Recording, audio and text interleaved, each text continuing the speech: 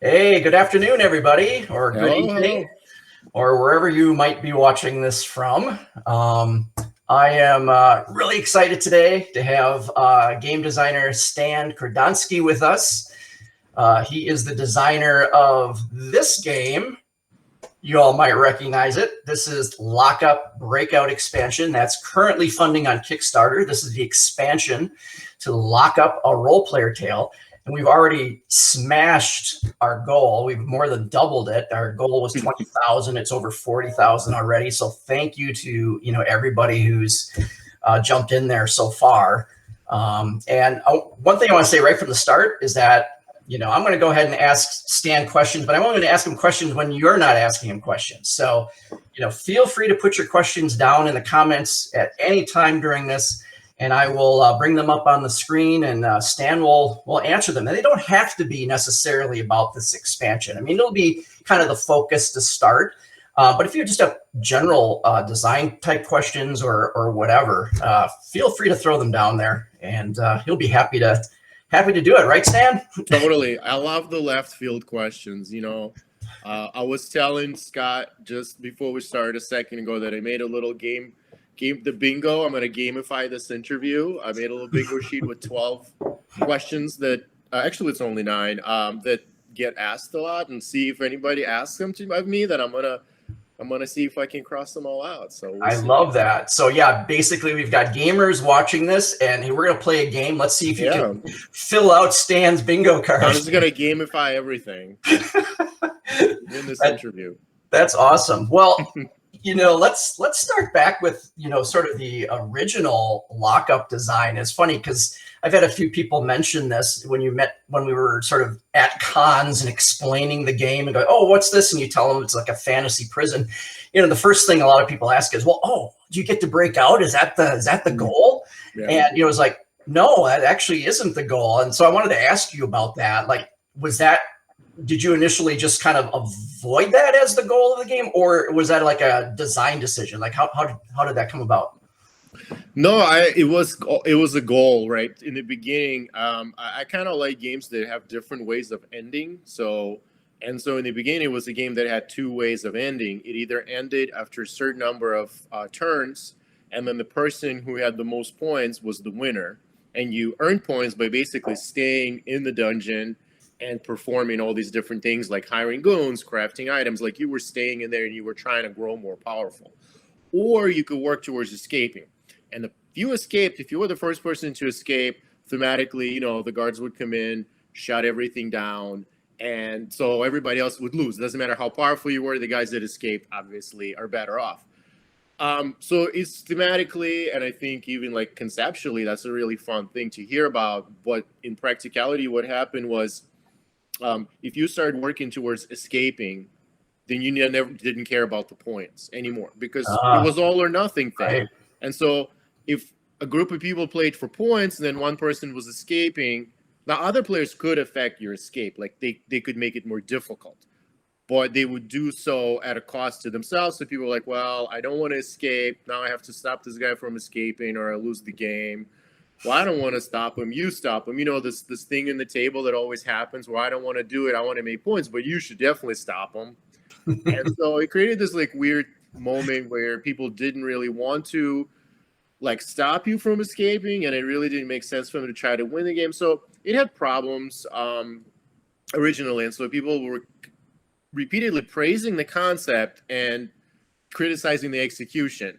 And after it came into the role play universe, then it changed a bit, because in role play universe, it kind of changed theme just slightly enough to where actually staying in Kulbach made more sense, because there was this like big gladiatorial contest at the end.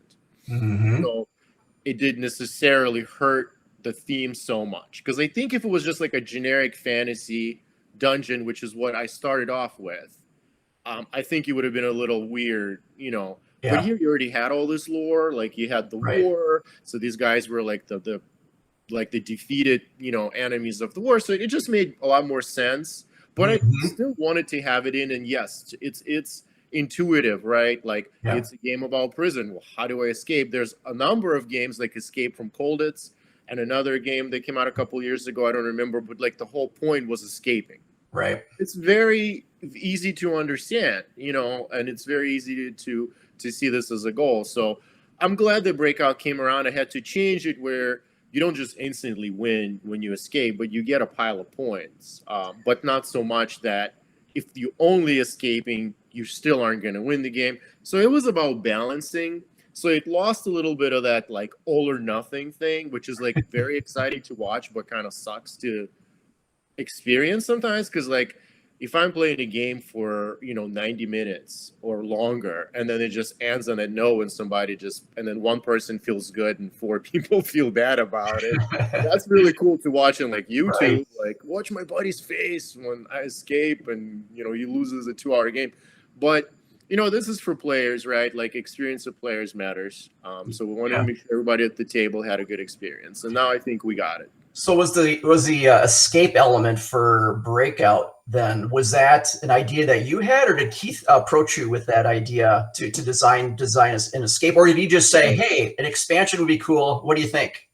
Yeah. I mean, I had, I kind of took the ideas that I shelved the first time around, and because not everything makes in the original design, and some of it was cut, but a lot of things that was cut weren't necessarily bad.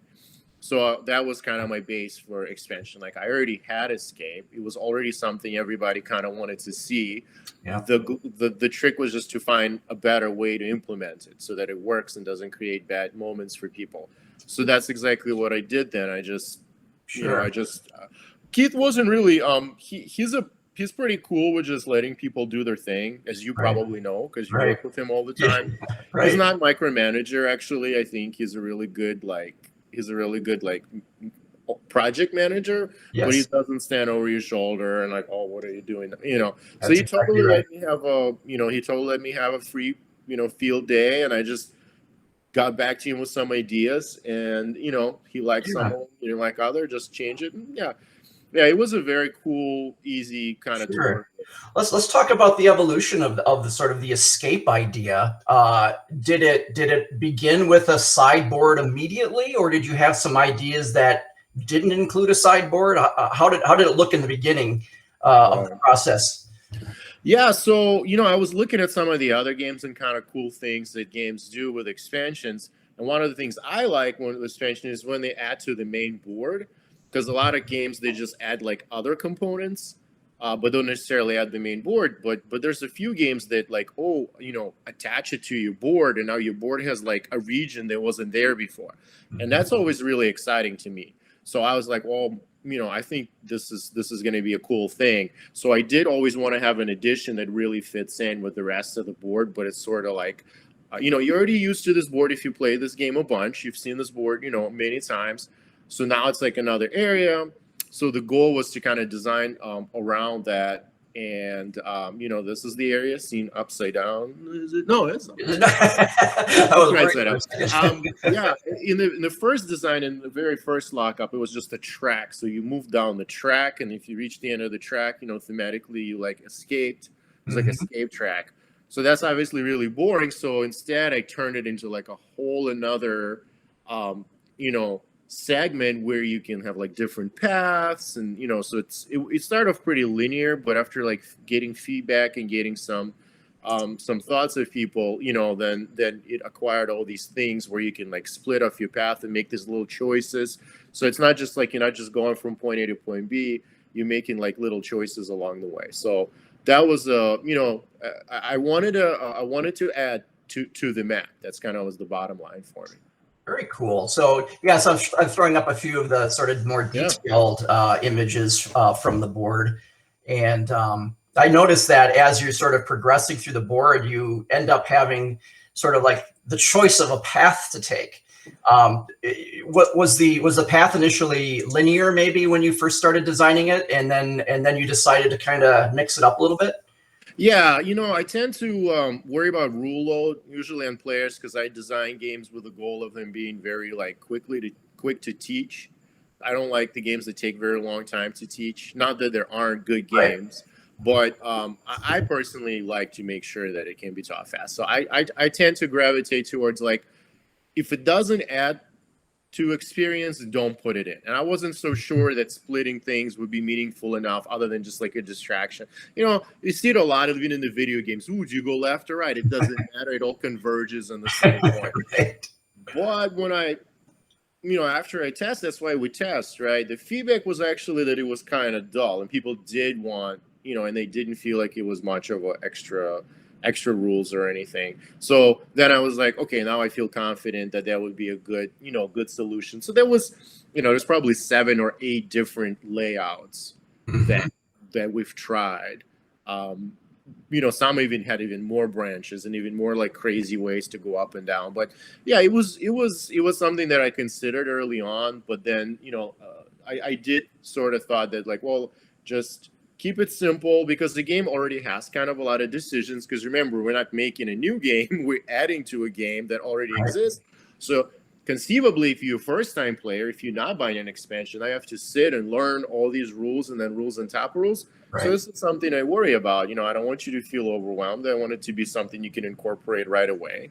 Yeah, and speaking of like integrating it into the base game, you decided to add an additional crew member, which is it's kind of a big deal. And I imagine was added just because you realized, hey, there's another place to put your tokens, and we need more, right? So can you talk about your decision to add the Seeker character into the design? Yeah, well, so it made sense right away that if you have like a catacomb that you're exploring, you would have a specialized character. It just makes sense thematically because we had some specialized characters, like we had the brute, or the enforcer whose strength grows, and then you have the lookout who can like duck suspicion, and so everybody else was just kind of like different strength of guys, and I'm like, well, none of them really fit that role. It seems sort of arbitrary. I'm like, it needs to be a specialized guy. But even beyond that, mine and everyone else's almost favorite part of the game is putting things face down and keeping things hidden. And sometimes in the game, you could kind of figure out, what people had because of the way they play stuff out. Because, you only put a couple guys down. So after they're down, people can be like, oh, it's probably either this or that. So adding another tile essentially adds another element of uncertainty because it's basically another hidden tile that everybody has. And so that was another goal, is to add to that hidden kind of like the reveal, the excitement of the reveal that the game has without making it too random. Because if I just said, well, sure, let's just put 3 or 4 guys face down, the game becomes totally random. You don't know what people put down. So you stop caring. You're just kind of throwing your chips. You don't feel like you're driving, in a driver's seat at all. You just feel like you're along for a ride.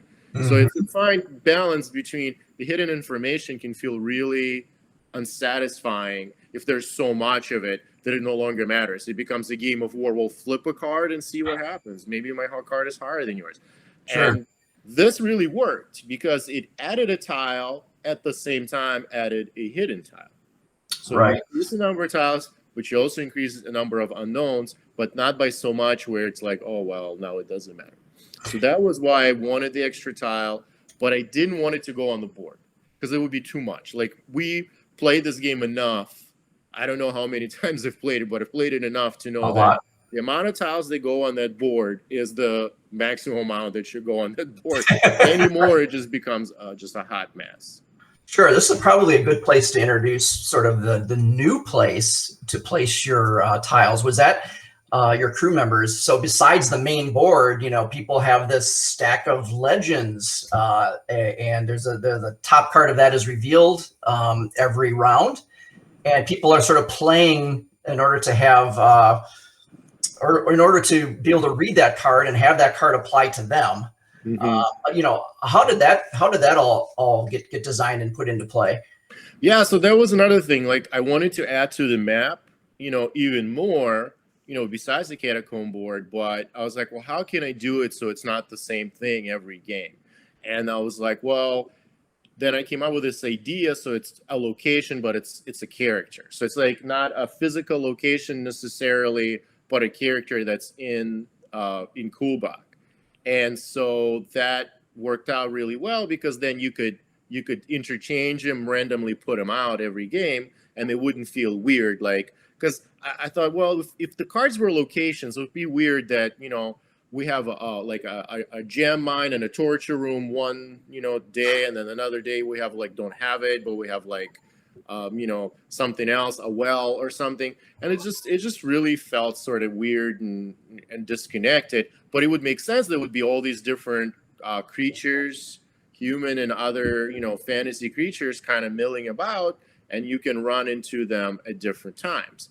And so it kind of feel like it preserves like thematic integrity of the product, where it doesn't feel like it just for the sake of, you know, mechanics. We just added these things. You know, and so yeah, it just basically, it's essentially is another location. It's not somebody you can recruit, although there are exceptions, and that's what's so cool about it too. Yeah. If there were locations, there'd be some sort of like hardwired rules on how locations work in like physical world and in games.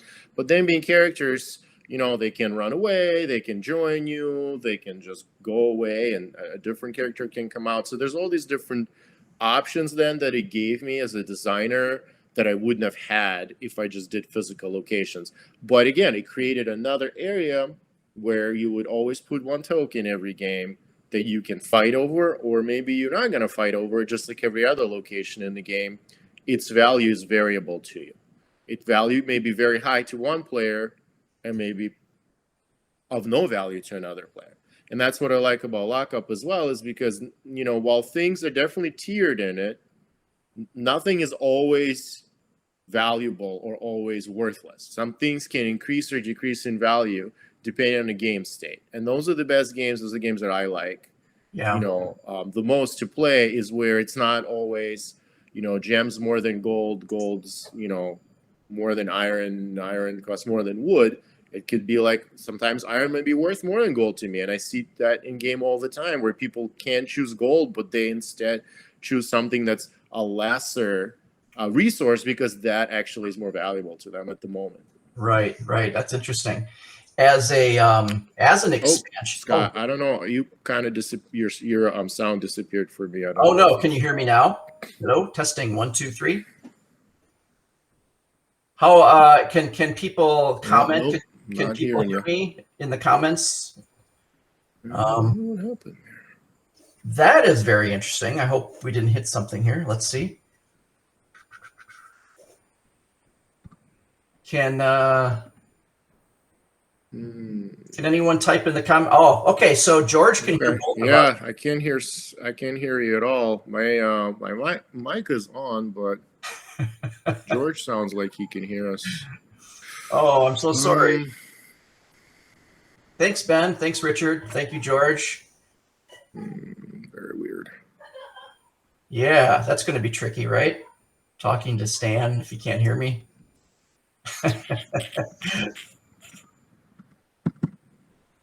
All right. We could drop out and come back in. Let's see here.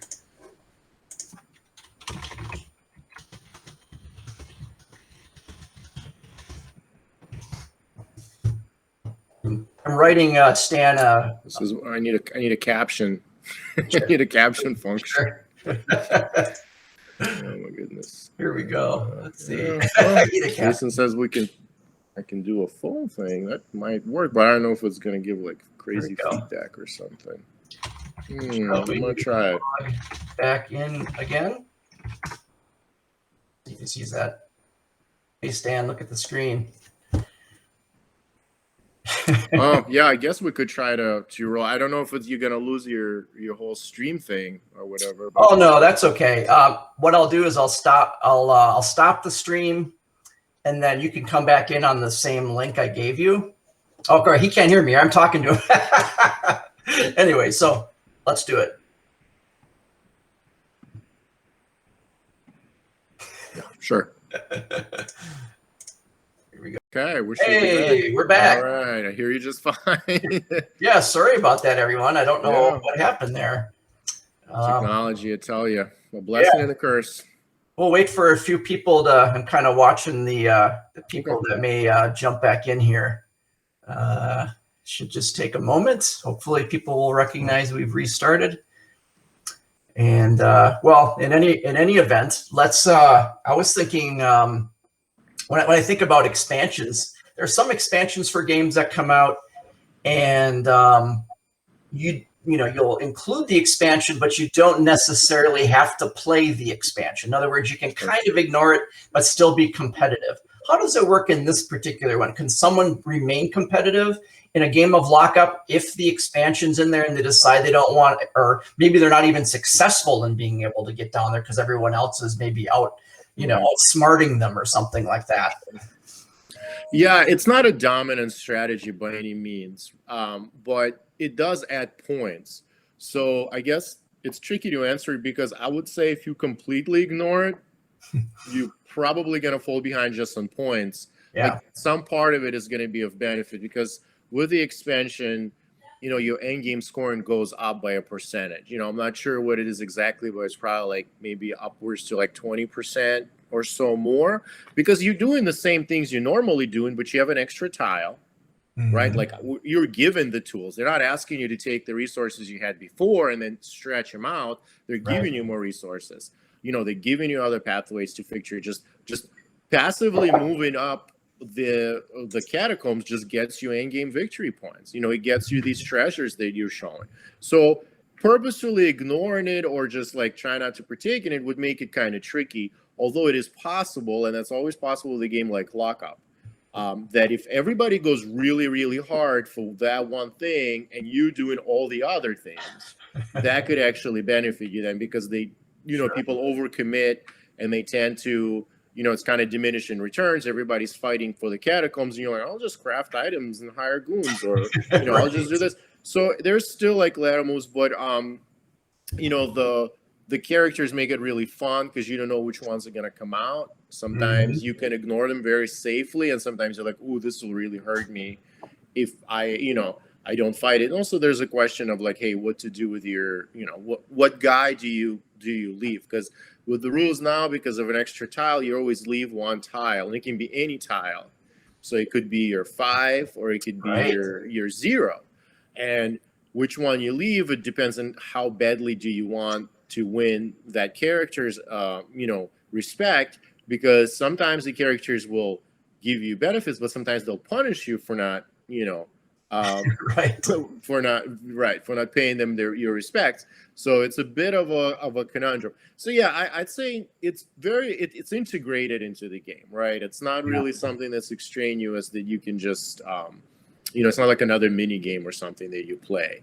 It is something you're going to want to at least partially benefit from. Sure. Thanks, Kirk. Kirk Dennison, Hey, Kirk. Stan, and nice haircut, Scott. I am a lot less shaggy than I have been. So, the new goons I think are super interesting. They do some things that some of the previous goons don't do, obviously because they're new. But things like the fungoid just disappears if nobody recruits the fungoid. They're out of here. So you might have you have that one opportunity to recruit them. Yeah. Do you want to talk about the goons at all, and your which one you like the best, what you're excited about adding to the game? Yeah, so the goons were really, really kind of a puzzle for me because obviously having more characters is something people want. But with the set collection, because the goons are set collection in the game, a lot of them are, the more you add to the deck, you dilute your set collection. So then you get the double-edged sword. Well, now you have a ton of characters, but now it's also really random. And that was one of the things that I realized early on because we already sort of fine-tuned the deck to such an extent that, made sure that you kind of had good odds at getting what you're going for. And now we'd like throw it all out because we're adding, another 15 cards or whatever. So right away I was like, these new cards have to facilitate kind of like the movement and seeing more cards. So you have a fungoid that goes away so they don't clutter. So even if he comes out or a couple of them come out, they'll just disappear. So on one hand, it creates tension because it's like, oh, I need to get it now. I don't have 2 turns. On the other hand, they go away, freeing up the queue for the other ones. The shapeshifter just plain allows you to draw cards and pick cards. So when you get a shapeshifter, usually you don't like anything. And then before, if you don't like anything, it was like, well, tough luck. Yeah. Now it's like, well, if there's a shapeshifter and you think the characters don't really work for your strategy, you can do a shapeshifter, and then you have a choice of 3 cards blind off the top of the deck. So now that's a lot of extra characters you get to look at. The golem, his kind of can be added to multiple sets. So all the cards that we added, even though they expanded the deck, they actually make it not harder, but easier to make sets and easier to kind of cycle through the deck. The Dryad is the only one that is just an addition of just a different scoring strategy, because the barrels that we have in the game, they're part of the overall kind of mechanics of like storage and having enough storage to conserve items, but they didn't really have any other didn't really touch any other components of the game. So now that they're a part of this part of the set collection with your goons, I feel like they're just integrated that much better into the game, and they feel more of like a part of the game that sometimes they tended to feel like an extra thing that we had. Like we had the game that also kind of had these barrels, but now we have all kinds of things that sort of care about your barrels, like the Dryad, but also there's some goals I believe that have to do with it, and there's some tome cards that kind of allow you to store extra stuff. So it's more incorporated now. And we should, at this point, just let people know that the rule book is kind of out on the internet now. So we have, for people that really want to go through and get all the details and learn how to play the expansion, it's on our website, thunderworksgames.com. You can also get it on BGG now. And if you're into playing on Tabletopia and Tabletop Simulator, not only can you play the expansion there, but you can also read the rules there as well. So with that, we also have some new things that you can construct in Breakout. And there's some new icons. The one icon, there's obviously that lantern icon. That one's pretty simple. Just when you get a card with that, you get to move in the catacombs and advance. Right. But tell us about that other icon, like the one on the gilded flask and the one over there on the Junkomaton. Right. Yeah. So points.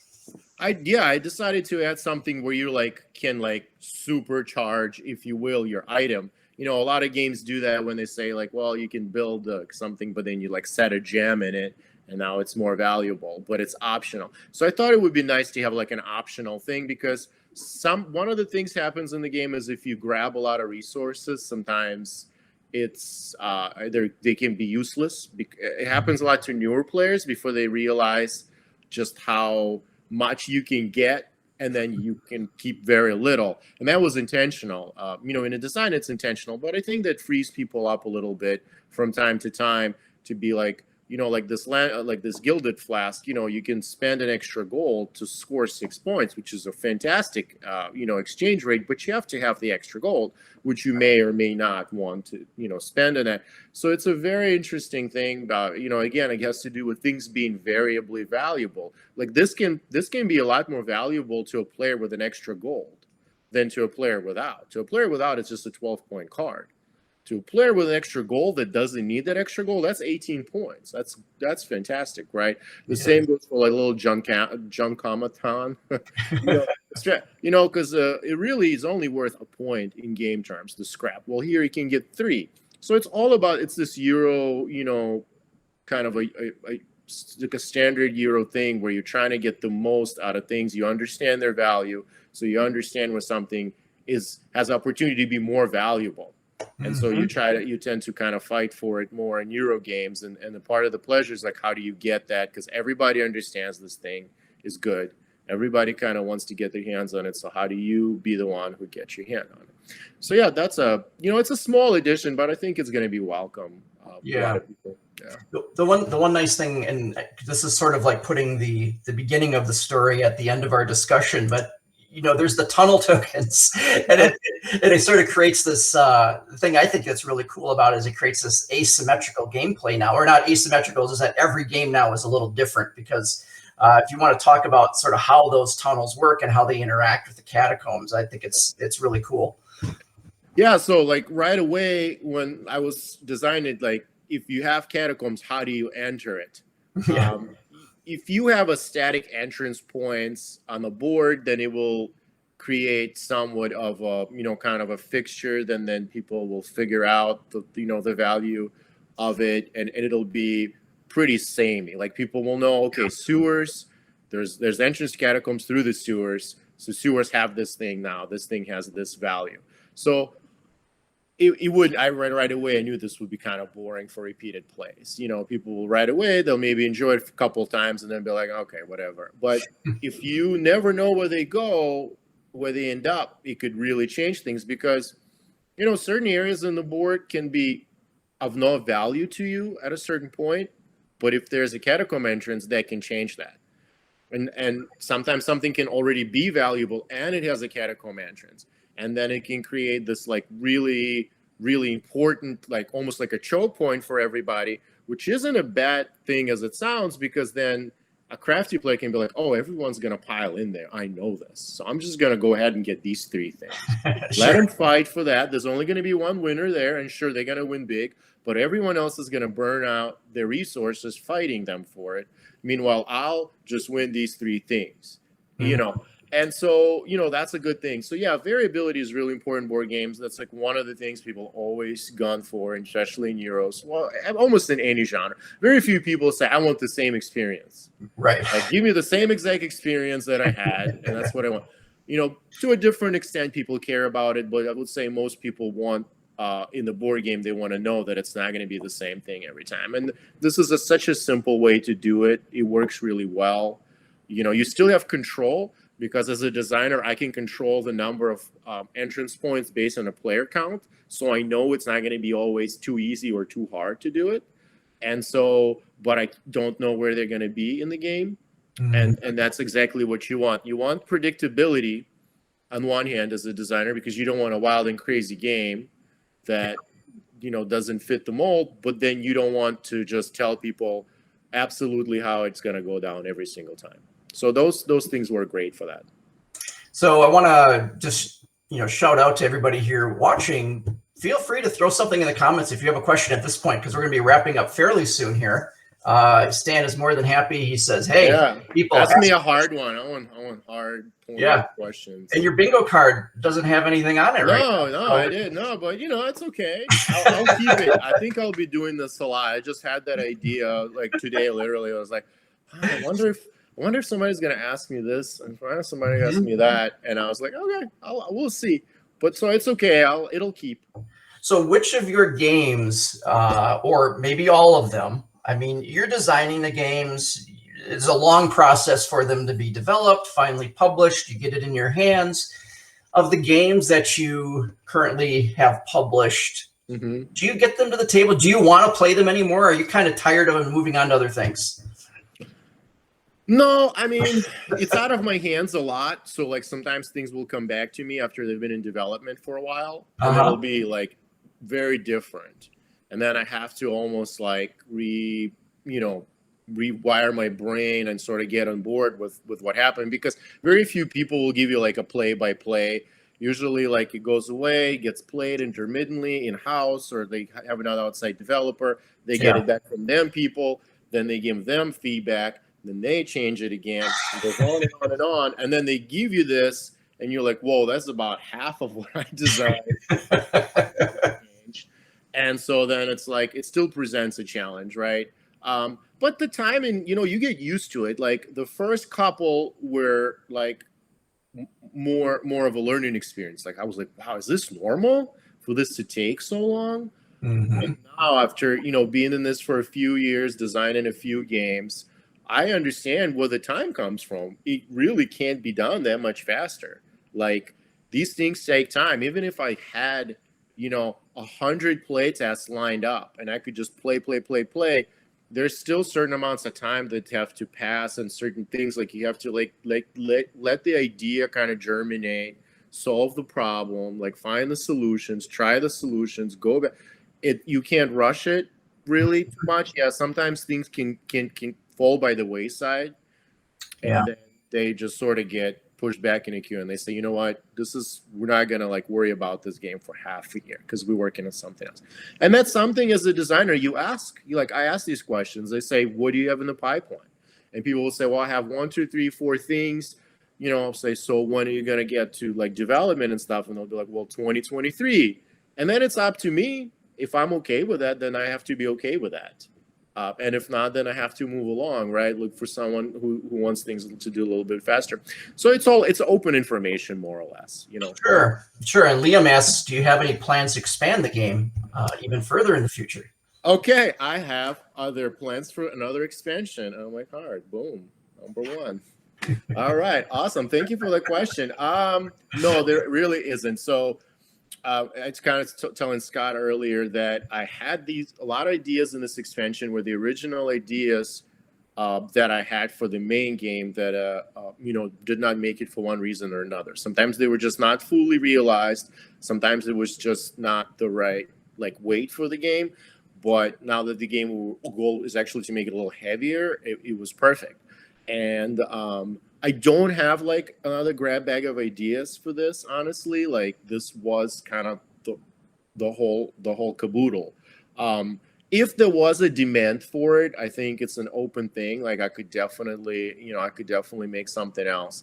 But I don't have any plans currently. We'll just we'll have to finish out this campaign and kind of do the print run and see how things go. So even if there is something, I don't foresee it as being very soon or even in a couple years. This is something for a long time. So Kirk asks, how much more time does Lockup usually take with the All right.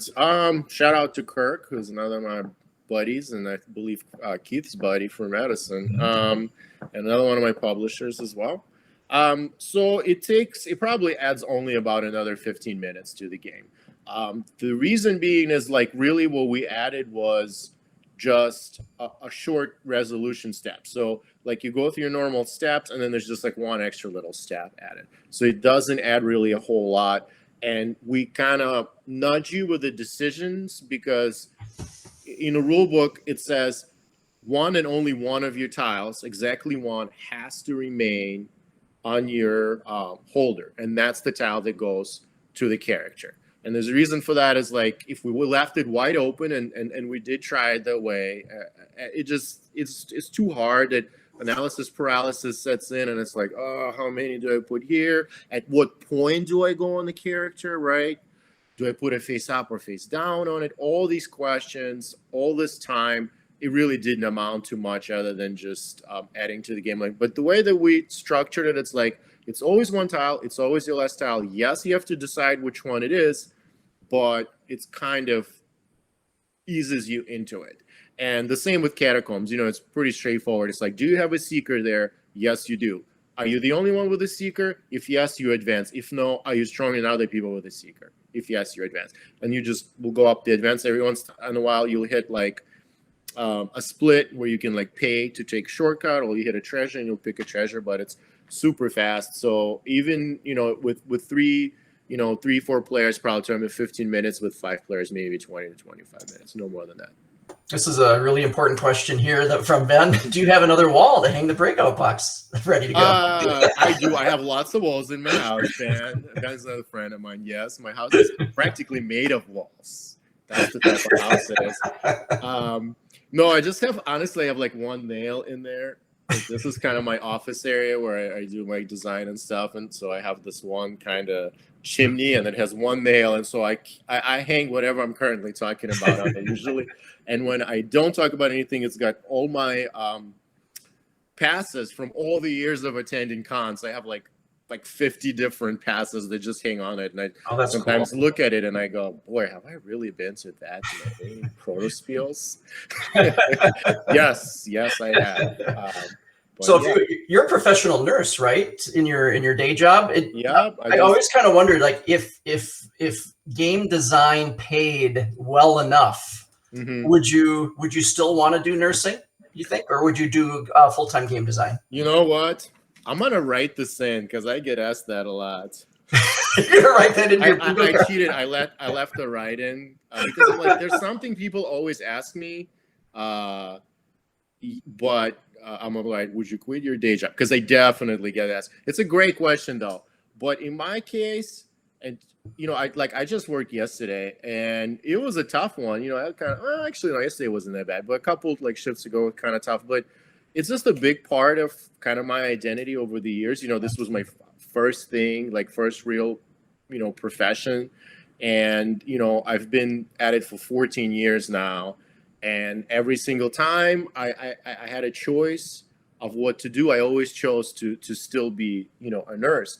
And I just feel like it's not something I'll quit, but I have cut down kind of dramatically over the years. You know, I've started doing, you know, full time where, you know, I'd work like 3 12-hour shifts a week and, you know, sometimes more. But now with the game design, it takes up a lot of my time and I love doing it. And so I found the balance sort of between designing board games and still working as a nurse, where I work enough where to maintain all my skills and stuff. But yeah, no, I think even if it like really did really well, like the most I would do, I might be able to go down even a little bit more in my hours. But that's about it. Cool. Yeah, just a little insight into you a little bit more. So, well, I think we're pretty much wrapped up today. We kind of went the full 45 minutes already. And, my wife is that nurses are the best pauses. Thank you, honey. Yes, same to you. She's a nurse practitioner as well. So. And it's kind of sweet that she still watches your interviews, as many as you've had. I know. She'll tell me if I mispronounce something. That sounds great. Well, thanks so much for coming on. And this has been awesome. And, you know, if anybody has any more questions about Breakout, you know, once this posts to Facebook, go ahead and just add them in the comments. And Stan or Keith or I or someone from Thunderworks will try to answer them for you. Absolutely. So, yeah. Well, you have a good rest of the day, man. And we'll hope to talk to you. Good to see you, Scott. Sometime, right? Yes, sir. I'll talk to you soon. Bye-bye. Bye-bye.